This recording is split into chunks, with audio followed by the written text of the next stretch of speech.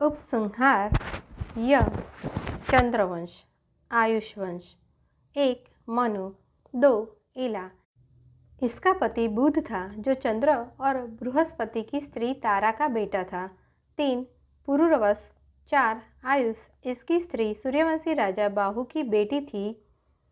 इनके 5 बेटे थे, एक नहुष, दूसरा क्षत्रवृद्ध, चौथा रंभ, पांचवा रजि, छठा अनेनस। रंभ का निसंतान मरा। क्षत्रवृद्ध के सुहोत्र, सुहोत्र के 3 बेटे काश, लस, वृत्समद, वृत्समद के शौनक, चारों वर्ण के प्रवर्तिता। सुहोत्र के काश के काशीराज, काशीराज के दीर्घतमा, दीर्घतमा के धन्वंतरी आयुर्वेद के प्राचार्य, धन्वंतरी के दिवोदास, दिवोदास के प्रतदर्न शत्रुजित या वत्स या चतुर्ध्वज, कुवलयाश्व मदश्रेण्य वंश को नष्ट किया। उनके अलर्क, उनके संतति सुनिथ, सुकेत, धर्मकेतु, विभु, सुविम्भु, सुकुमार, दृष्टकेतु, वैनहोत्र, मार्ग, मार्गभूमि। उपसंहार ट चंद्रवंश कान्यकुब्ज वंश। एक मनु, 2 इला, 3 पुरुरवस, 4 आमावसु, 5 भीम, 6 कंचनप्रभ, 7 सुहोत्र, 8 जहनु। जहनु ने अपने यज्ञस्थान को गंगाजल में डूबता देखकर समाधि स्थल से सारा गंगाजल पान कर लिया। उस समय देवर्षियों ने उन्हें प्रसन्न करके गंगा को पुत्री रूप से स्वीकार कराया। तब जहनु ने उनको छोड़ दिया। 9 सुमंत, सुजहनु, 10 अजक, 11 बालाकाश्व, 12 कुश, 13 कुशाश्व, 14 कुशिक, 15 गाधी, 16 विश्वामित्र, इनका क्षत्रिय नाम विश्वरथ था, 17 अष्टक। 12 राजा कुश बड़े धर्मज्ञ और तपस्वी थे। उनका विवाह विदर्भ कुल की एक राजकुमारी के साथ हुआ था, जिससे 4 बेटे हुए, कुशाम्ब, कुशनाभ, अमृतरजस और वसु। कुश ने अपने बेटों से कहा कि जाओ धर्म से प्रजा पालन करो। इस पर कुशाम्ब ने कौशाम्बी नगरी बसाई। कौशाम्बी यमुना के उत्तर तट पर चंद्रवंशी राजाओं की प्रसिद्ध राजधानी थी। जब हस्तिनापुर गंगा की बाढ़ से कट गया तो राजा निचतु राजधानी कौशाम्बी उठा लाया। कुशनाभ महोदयपुर में जाकर रहे। महोदयपुर कान्यकुब्ज का पुराना नाम है। श्रवमूर्त रजस धर्मारण्य में जाकर बसे। कुछ लोग अनुमान करते हैं कि बलिया और गाजीपुर का कुछ अंश धर्मारण्य कहलाता था और वसु गिरिब्रज का राजा हुआ। गिरिब्रज राजगृह का पुराना नाम है। यह नगर 5 पहाड़ियों के बीच में बसा था, जिनके नाम समय समय पर बदला किए हैं। यह नगर फल्गु के तट पर बसा हुआ था।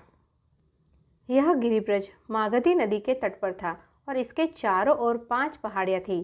कुशनाभ के ध्रुताची अप्सरा से 100 बेटियां हुई। जब लड़कियां सयानी हुई तो गहने कपड़े पहने 12 में नाचती गाती फिरती थी।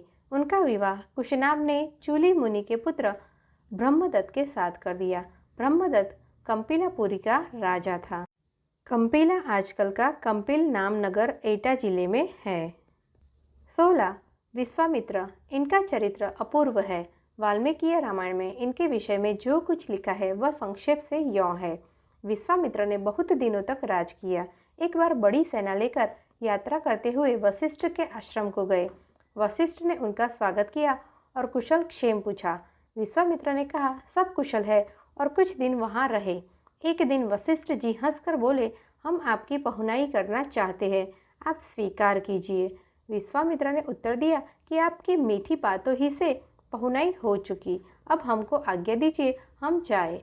परंतु वशिष्ठ जी ने आग्रह किया और विश्वामित्र ठहर गए। तब वशिष्ठ ने अपनी होम धेनु को बुलाया और कहा, हम इस राजा की पहुनाई करना चाहते हैं, तुम खाने पीने की अच्छी से अच्छी सामग्री से सेना समेत राजा को भोजन कराओ।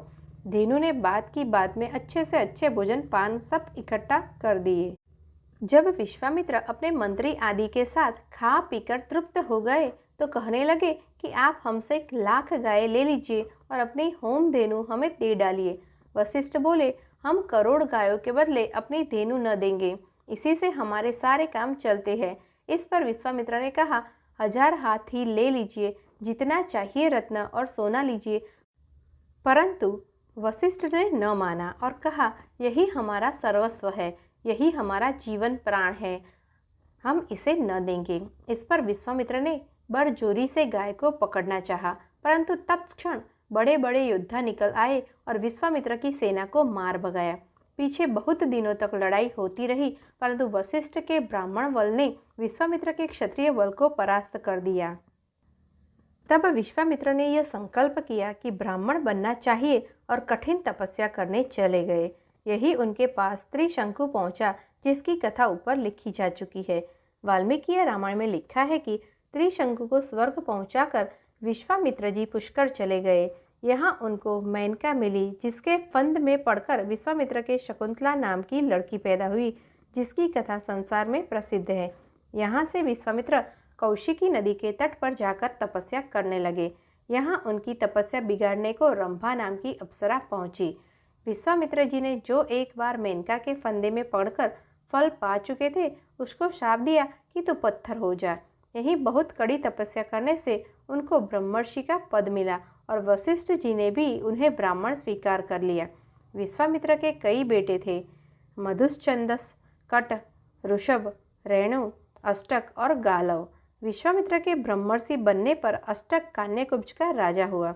विश्वामित्र ने सुनहशेप को अपना पुत्र मान लिया, क्योंकि सुनहशेप बिक चुका था और उसका अपने पौत्रिक कुल से कोई संबंध न था।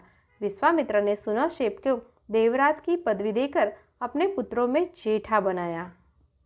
इतिहास की जांच से प्रकट होता है कि विश्वामित्र ब्राह्मण कुल का नाम था और उसी वंश के अनेक ब्रह्मर्षि भिन्न भिन्न अवसरों पर वशिष्ठों से लड़ते रहे। विश्वामित्र की बहन सत्यवती कौशिकी भार्गव रुचिक को ब्याही थी, जिसका लड़का जमदग्नि था। यह विवाह बड़े झगड़े से हुआ था। रुचिक ने गाधिराज से कन्या मांगी। गाधिराज न चाहते थे कि सत्यवती उनके साथ ब्याही जाए और उनसे 1000 श्याम कर्ण घोड़े मांगे। रुचिक ने वरुण देव से 1000 घोड़े मांगकर राजा को दे दिए। यह कौशिकी पीछे नदी रूप में प्रकट हुई। जमदग्नि की स्त्री रेणुका इक्ष्वाकु वंशी राजा रेणु की बेटी कही जाती है, परंतु इस नाम का कोई राजा अयोध्या राजवंश में नहीं है।